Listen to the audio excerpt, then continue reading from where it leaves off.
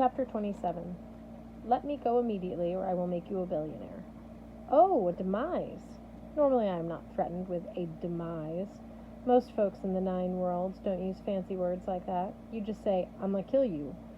Or they let their chainmail-wrapped fists do the talking. I was so impressed by Anvari's vocabulary, I squeezed his throat tighter. Ah! The dwarf thrashed and wriggled. He was slippery, but not heavy. Even by dwarf standards, the dude was tiny. He wore a fish-skin tunic and underwear that was basically a moss diaper. Slime coated his limbs. His stubby arms hammered away at me, but it didn't feel any worse than getting hit with Nerf bats. And his face, well, you know how your thumb looks after it's been under a wet bandage too long, all wrinkly and discolored and gross? Imagine that as a face, with some scraggly white whiskers and mold-green eyes, and you've got Anvari. Where's the gold? I demanded. Don't make me unleash my swords playlist.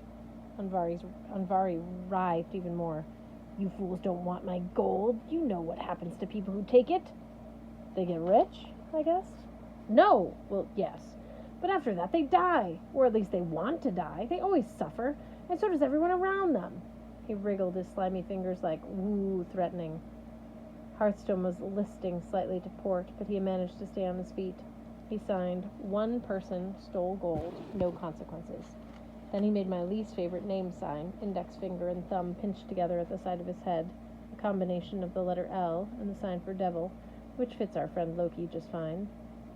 Loki took your gold once, I interpreted, and he didn't die or suffer. Well, yeah, that's Loki, Anvari said. Everybody else who got the gold after him, they went crazy. They all had horrible lives, left a trail of dead bodies. Is that what you want? You want to be like Fifnir? Sigurd? The Powerball lottery winners? The who? Oh, come on, you've heard the stories. Every time I lose my ring, it bounces around the 9 worlds for a while. Some schmuck gets a hold of it, they win the lottery, they make millions, but they always end up broke, divorced, sick, unhappy, or dead. Is that what you want? Magic Hearth sighed. Magic ring, yes. That's the secret of his wealth. We need that. You mentioned a ring, I said. Anvari went still. Did I? Nope, must have misspoken. No ring. Jack, I said. How do his feet look to you? Real bad, senor. They need a pedicure. Do it. Jack flew into action. It's a rare sword that can remove caked-on pond scum, shave off calluses, trim gnarly toenails, and leave a pair of dwarf shiny feet clean, without 1, killing said dwarf, and 2, cutting off the flailing feet of said dwarf, or 3, cutting off the legs of the Einergy who's holding said dwarf, and all while singing, Can't Feel My Face. Jack is truly special. All right, Anvari shrieked. No more torture.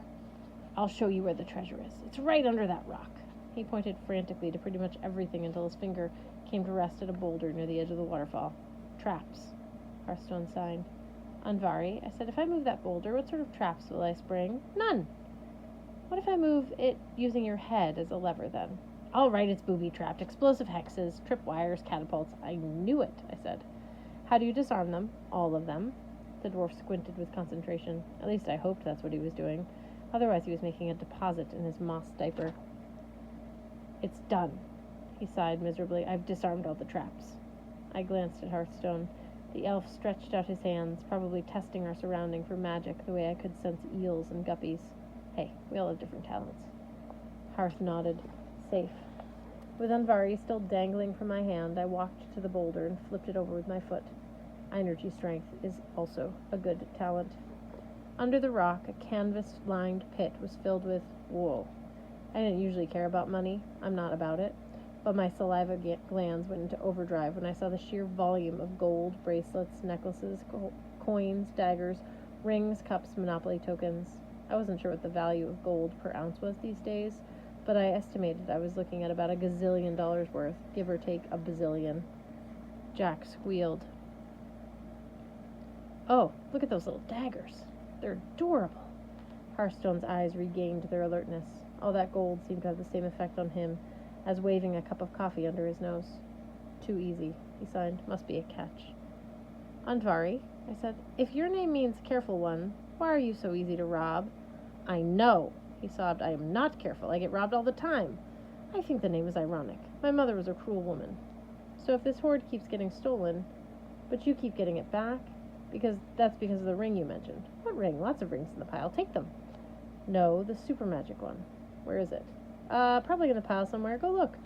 Unvari quickly pulled a ring off his finger and slipped it into his diaper.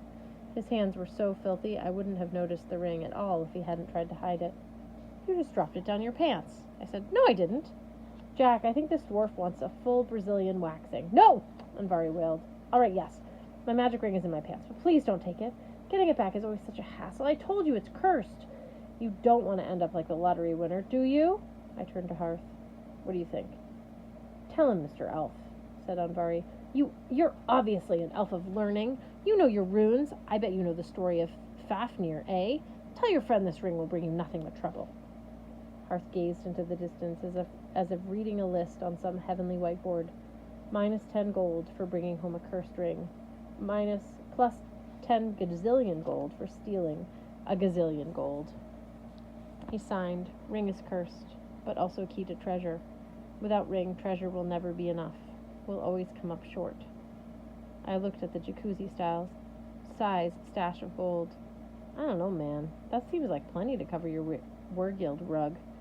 Hearth shook his head. It will not be. Ring is dangerous, but we have to find it. We have to take it just in case. If we don't use it, we can return it.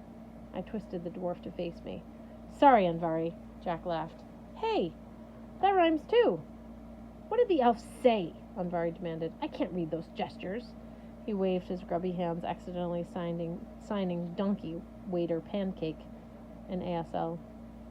I was losing patience with the old slime bucket, but I did my best to translate Hearth's message. Unvari's moss-green eyes darkened. He bared his teeth, which looked like they hadn't been flossed since zombies inspired the Mayflower Compact. You're a fool then, Mr. Elf, he growled. The ring will come back to me eventually. It always does.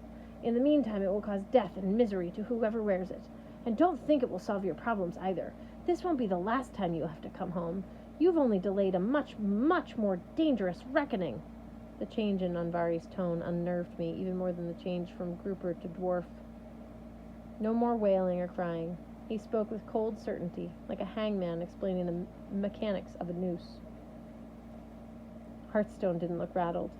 He wore the same expression he'd had at my brother's cairn, as if he were reviling a tragedy that had happened long ago and couldn't be changed. The ring, he signed. The gesture was so obvious even Unvari understood it.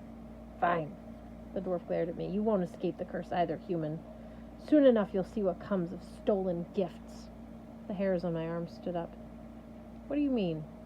He grinned evilly. Oh, nothing. Nothing at all. Unvari did a little shimmy shake. The ring dropped out of his leg hole of his diaper. One magic ring, he announced, complete with curse. There is no way, I said. I am picking that up. Got it. Jack dove in, made it like a spatula, scooping the ring out of the mud with the flat of his blade. Unvari watched wistfully as my sword played paddleball, flipping the ring from one side of his blade to the other. The usual deal? The dwarf asked. You spare my life and take everything I own? Usual sounds great, I said. What about all the gold in the pit? How do we carry it? Unvari scoffed. Amateurs! The canvas lining of the pit is a big magical sack. Pull the drawstring and voila!